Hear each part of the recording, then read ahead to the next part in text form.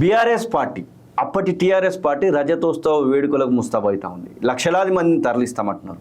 ఈ యొక్క వేడుకల పైన మీ యొక్క అభిప్రాయం ఏంటి? సార్, ఒకటి ఇది 2001 27 ఏప్రిల్ 24 కంప్లీట్ అయ్యి 25వ సంవత్సరంలో అడుగుతుంది. ప్రస్తుత పరిస్థితి చూస్తే వాళ్లకు పబ్లిక్లో రెస్పాన్స్ వస్తున్నది. ఓకే, వాళ్ళ కార్యకర్తల్లో ఉత్సాహం ఉంది.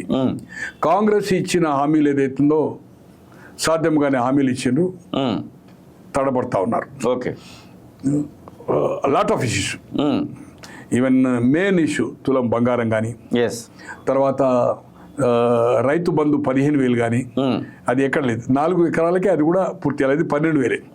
తర్వాత స్కూటీ అని కానీ, నిరుద్యోగ భృతి అని కానీ, తర్వాత దినసరి కూలీలకు కానీ, కౌలు రైతుకు కానీ లాట్ ఆఫ్ ఇష్యూస్ ఏదైతుందో ప్రామిసెస్ చేయలేకపోయింది. ఓకే, తర్వాత కాంగ్రెస్ పార్టీలో సఖ్యత లేకుంటే ఏదైతుందో జరుగుతుంది. 10 మందిని వాళ్ళకి స్ట్రెంత్ ఉన్న చేర్చుకున్నారు. దీన్ని న్యాయ పోరాటంలో వాళ్ళు సుప్రీంకోర్టు వరకు తీసుకుపోయారు. చివాట్లు అయినా ఇది జడ్జిమెంట్ ఫర్ రిజర్వ్ నేను అనుకుంటుంది ఇంకో 10 రోజులకు 15 రోజులకు వస్తుంది. ఇప్పుడు మొన్నటి జడ్జిమెంట్ గవాయ్ గారు ఏదైతే ఇచ్చిండ్రో, గవర్నర్స్ కు 3 నెలల లోపట్నే సీఎం కు గవర్నర్ అధికార పార్టీ ఒకటి ఉండి గవర్నర్ ఉండి ఇక్కడ వేరే పార్టీ ఉన్నప్పుడు ఇబ్బంది పెడుతున్నారు. అట్లే ప్రెసిడెంట్ ఆఫ్ ఇండియా గాని 3 నెలల లోపల ఏదైనా బిల్స్ పంపేది ఉంటే డిస్పోజ్ చేయాలి, ఖచ్చితంగా నిర్ణయం తీసుకోవాలని చెప్తున్నారు. నెలల తరబడి పెండింగ్ పెట్టడానికి వీల్లేదు. అలాగే ఇప్పుడు ఇది కూడా ఏదైతుందో అదే సేమ్ జడ్జిమెంట్ ఏదైతుందో 3 నెలలు 4 నెలలు స్పీకర్ కు నిర్ణయం చేసే అవకాశం ఉంది. దీన్ని కేంద్ర ప్రభుత్వం ఛాలెంజ్ చేస్తుంది, అది వేరే సంగతి అనుకోండి, బట్ ఆ అవకాశం ఉంది. తర్వాత ఆయన నియోజకవర్గంలో లగచర్ల ఏదో అయింది కదా, అది బ్యాక్ తీసుకున్నాడు. మూసీ అనే దాన్ని ఎంతైతే స్పీడ్ గా పోయిందో దాన్ని స్లో డౌన్ అయింది. హైడ్రా స్లో డౌన్ అయింది. నిన్నటి సెంట్రల్ యూనివర్సిటీ కూడా అయింది ఈ పోరాటంతో. పబ్లిక్ ఏదైతుందో కొన్ని దూకుడుగా నిర్ణయాలు తీసుకోవడము మళ్ళీ స్లో డౌన్ కావడంతో ఏదైతుందో వీళ్ళకు రెస్పాన్స్ వస్తున్నది. కోర్టులు కూడా ఏదైతుందో కొన్ని కోర్టులకు పోయినప్పుడు కూడా కోర్టు చివాలు పెడుతున్నది. సో దీనివల్ల ఏదైతుందో వాళ్ళకి ఎంకరేజ్, ఈ ఉత్సాహాన్ని కంటిన్యూ చేయకపోతే బై ఎలక్షన్ వస్తుంది. బై ఎలక్షన్ కూడా వాళ్ళు దే ఆర్ ఎక్స్పెక్టింగ్. 10 మంది ప్లేస్లలో బై ఎలక్షన్ అట్లే స్థానిక సంస్థల ఎన్నికలు కూడా వాళ్ళు ఎక్స్పెక్ట్ చేస్తున్నారు. ఈ గతంలో ఇవన్నీ వాళ్ళు ఆలోచించారు. సార్, బాయిలో ఉండే కప్ప గంతే చూస్తారు. అవును అవును, నచ్చింది. అధికారం ఉన్నప్పుడు అధికార మదం ఉండి పోయిన తర్వాత మళ్ళీ జ్ఞాపకం వస్తుంది మనం చేసిందని. అట్లా ఇది ఎవరో ఉన్నా అదే 3 సంవత్సరాల సైతం చూస్తున్నాం వస్తుంది. వాళ్ళ దగ్గర డబ్బులు ఉన్నాయి దండిగా, వాళ్ళకేం పని లేదు, వేరే బ్రహ్మాండంగా సంపాదించుకున్నారు 24 గంటలు.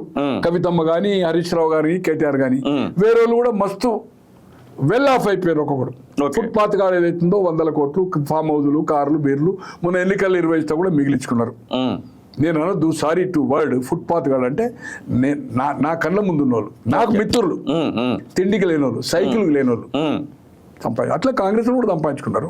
మళ్ళీ పోయారు, మళ్ళీ ఇప్పుడు వస్తుండ్రు, మళ్ళీ సంపాదించుకుంటారు, వేరే సంగతి. నేను అనేది ఏంటంటే నాకు అనుభవపూర్వకంగా చెప్తున్నా. ఆ ప్రాంతంలో 100,000 మందితో ఏదైతుందో మీరు ఒకసారి నా ఛానల్ తీసుకొని రండి. ఎనీ పార్టీ ఆఫ్ లీడర్ 60-70 ఏళ్ళకి వెళ్ళి 40 ఏళ్ళు లీడర్. అలాగే కామూలి జనం కానీ ఆదిలాబాద్, కరీంనగర్లో సిరిపూర్కి వెళ్ళి స్టార్ట్ చేద్దాం. 9-10 నియోజకవర్గాలు ఆదిలాబాద్ తిరుగుతాం. ఇప్పుడు నేను టీవీలో చూసి కావచ్చు, పేర్లతో సహా నేను పెట్టగలుగుతాం, చెప్పగలుగుతాం. రూట్లు అక్కడ ఉండే ఎమ్మెల్యేకి ఇప్పుడు వినోద్ వివేక్ కూడా రూట్ ఎట్లా పోవాలి తెలియదు కావచ్చు. నేను ఆ ప్రాంతంలో గ్రామానికి ఎట్లా షార్ట్ కట్ ఎట్లా చెప్పగలుగుతాను. వాళ్ళ చరిత్ర చెప్పే అవసరం లేదు. వాళ్ళని తీసుకెళ్ళినవన్నీ నేను ఊకే డబ్బా కొట్టుకున్నట్లయితే. ఏది ఏమైనా ఈ సభ ద్వారా ఏదైతుందో ఈ సభకి ఈ రోజు ఎంత ఖర్చు అవుతుంది అంత సార్ మీకు ఎక్స్పెక్ట్ చెప్పండి మీరు. దాదాపు మినిమం 70 నుంచి 100 crores. ప్రతి వీళ్ళు ఓవర్ కాన్ఫిడెన్స్ లేరు. మినిమం 3 నుంచి 4 వేలు డిపెండ్ ఎక్కువ. ఎవరైతే పెట్టుకోగలుగుతారో వీళ్ళు వెహికల్ బుక్ చేస్తున్నారు, బస్సులకు డబ్బులు ఇస్తుండ్రు. ఎవరన్నా వీక్ ఉంటే నా దగ్గర లేవంటే డబ్బులు ఇస్తున్నారు. డబ్బులు మిగిలించుకుంటే వాళ్ళు కూడా ఉన్నారు. మళ్ళీ దీంట్లో కొందరు చందాలు చేసుకుంటున్నారు, కొందరు మొండిగా ఇచ్చిన దానికంటే ఎక్కువ పెట్టి కూడా ఖర్చు పెడతారు. ఎందుకంటే వాళ్ళకి సర్వే రేపు లోకల్ బాడీ వస్తుంది కదా, లోకల్ బాడీ గెలిస్తే మనకు కొంచెం యాక్టివిటీ, లేకపోతే గ్రామాల్లో పోలేని పరిస్థితి ఉంటుంది.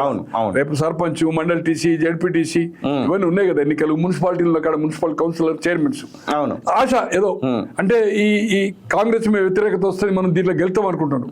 గెలవచ్చు, ఇంతవరకు అయితే జరగలేదు.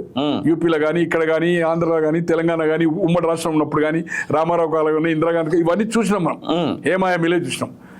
సార్ చంద్రబాబు గారు కూడా మనం చూసినాం కదా లోకల్ బాడీ ఏం జరిగింది.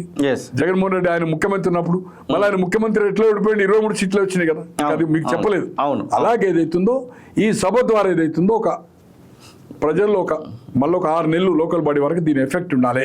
విదేశాల్లో ఉన్నత విద్యను చదువుకోవాలని అనుకుంటున్నారా? అయితే వెంటనే ఫ్లైగ్రాడ్ ఓవర్సీస్ ఎడ్యుకేషన్ కన్సల్టెన్సీని సంప్రదించండి. మీ విదేశీ కలలను సాకారం చేసుకోండి. ఫ్లైగ్రాడ్.